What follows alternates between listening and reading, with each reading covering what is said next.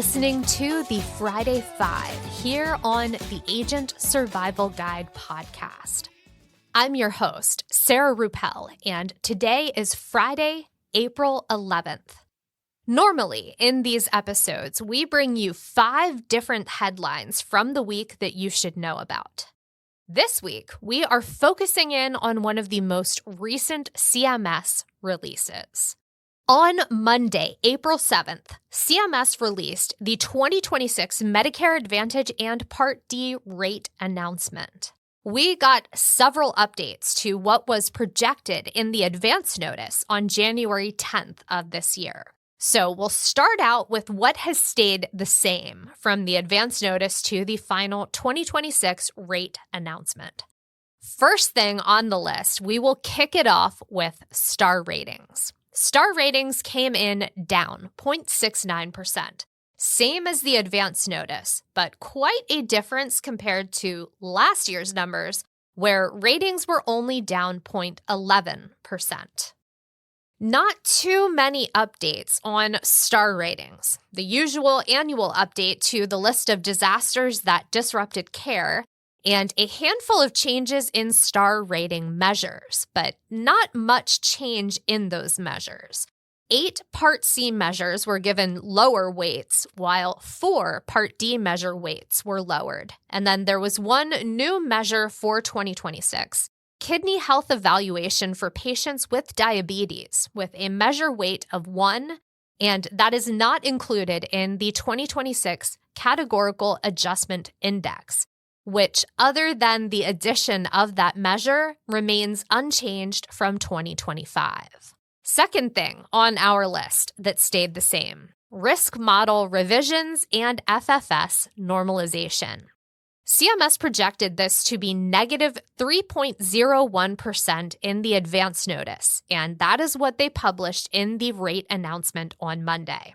Despite many comments requesting that CMS either pause the current phase-in of the 2024 CMS HCC risk adjustment model or change the MA risk model to a variety of different suggestions, CMS is sticking with their plan to fully phase it in. And then, as predicted in the advance notice, CMS will continue to use the same FFS normalization factor that they implemented to calculate last year's rates, a multiple linear regression methodology. Now, in their comments, CMS stated that with this particular method of calculating normalization, quote, we can most appropriately take into account the significant change in the risk scores observed at the onset of the COVID-19 pandemic when risk scores dropped significantly due to atypically low utilization.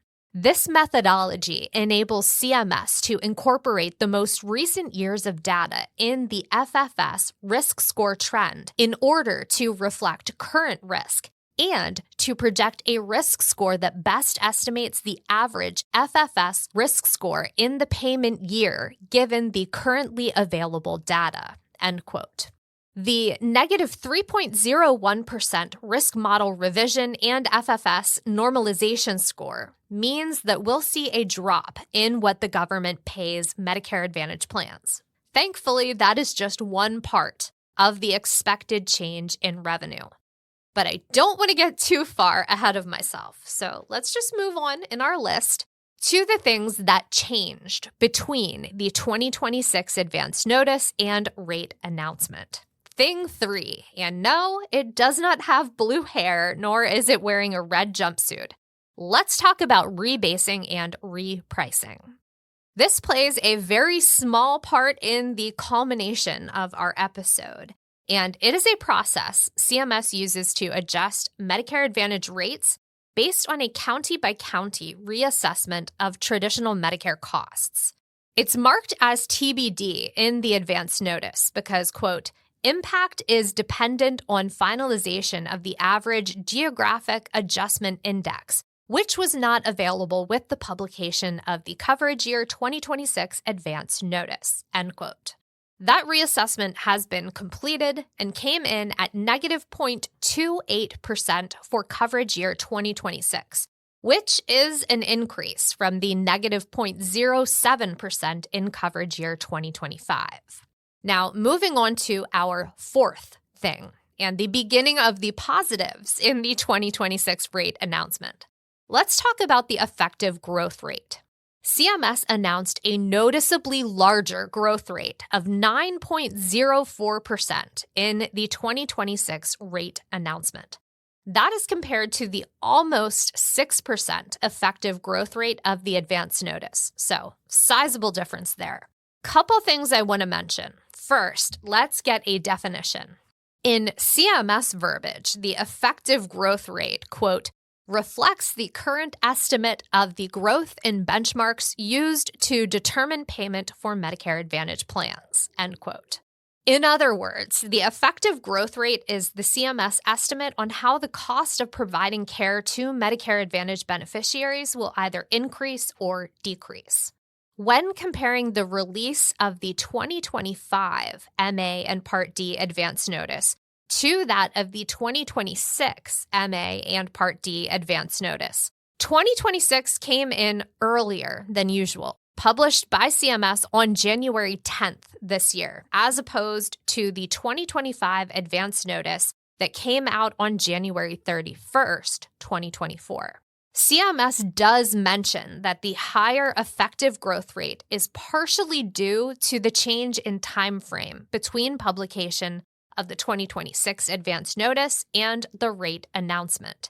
CMS was able to include FFS payment data from Q4 of 2024. Also important to remember that the 9.04% effective growth rate is the national average. Actual payments will vary from county to county. But all of that being said, we have arrived at our fifth thing, the expected change in revenue, or the final rate announcement for coverage year 2026. In the advance notice, all of these factors added up to a 2.23% increase in revenue for MA and Part D payments. The official 2026 rate announcement comes in at a 5.06% increase in revenue. Now, the only other asterisk I have to include here is that the total 5.06%, quote, does not include an adjustment for underlying coding trend in MA. For coverage year 2026, CMS expects the underlying coding trend to increase risk scores on average by 2.10%, end quote. So overall, a better outcome than what was originally projected back in January. Now, I do want to mention, in addition to the 2026 MA and Part D rate announcement, we also got the 2026 MA and Part D final rule on Friday, April 4th. But not too much changed in there, so the rate announcement won in the title fight to be featured in this week's episode. And yes, that is a thing. Also published simultaneously with the rate announcement, the final coverage year 2026 Part D redesign program instructions. We will be working through both of those documents next, so stay tuned to see if they end up combined in a traditional Friday 5 episode or if they get their own standalone episodes. That is yet to be determined. But the best way to make sure you don't miss out on upcoming episodes is to follow along with our show. As you're checking out the episode notes for links or other podcast episodes to listen to, you can follow along with our show. Always love to see new followers. And regardless of whether you follow along with us or not, I just want to say thanks for taking the time to listen today. I hope you have a great weekend. And to be honest, my fingers are crossed that CMS is taking a little break so I can catch up with their current releases. Stay healthy and stay safe out there, and we will see you next episode. The Agent Survival Guide podcast is a production of Ritter Insurance Marketing, an integrity company. This episode was written and produced by me, Sarah Ruppel. Script editing and fact check by Tina Lamoureux. Podcast design by Urban Rivera. Follow along with our show wherever you like to listen.